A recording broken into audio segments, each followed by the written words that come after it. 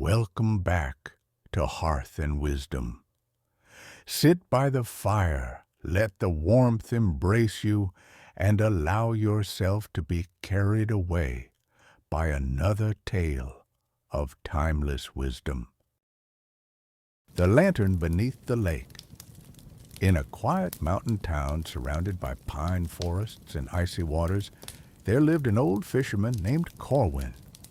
He was known by all as a silent man, content with solitude and stillness.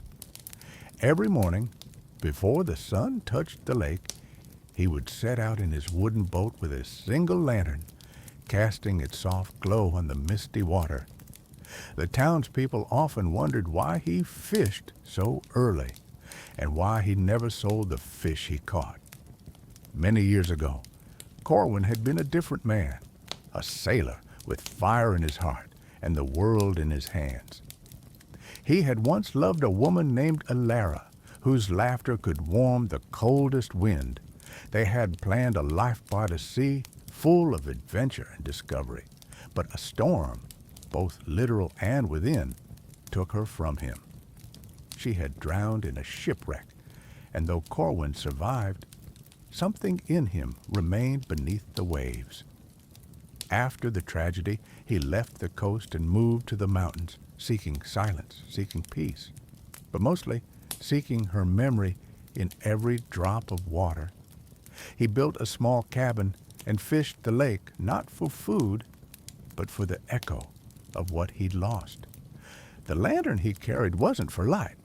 It was hers, a gift she once gave him, engraved with a simple message: no light is ever truly lost. One autumn morning, Corwin noticed a boy by the lake's edge.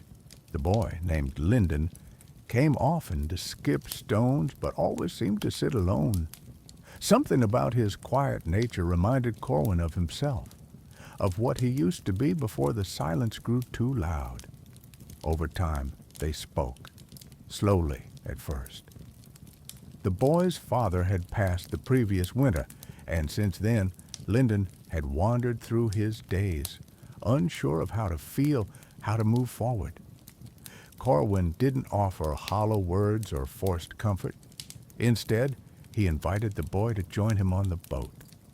They sat for hours, barely speaking, watching ripples disturb the mirrored surface. One evening, as dusk painted the lake in gold and violet, Corwin handed Linden the lantern. "This belonged to someone I loved," he said. "It lit the way through my darkest nights. Now, maybe it can help you find your own path." Linden looked at the lantern, then at the old man. "But it's yours." Corwin shook his head. "I've carried her light long enough.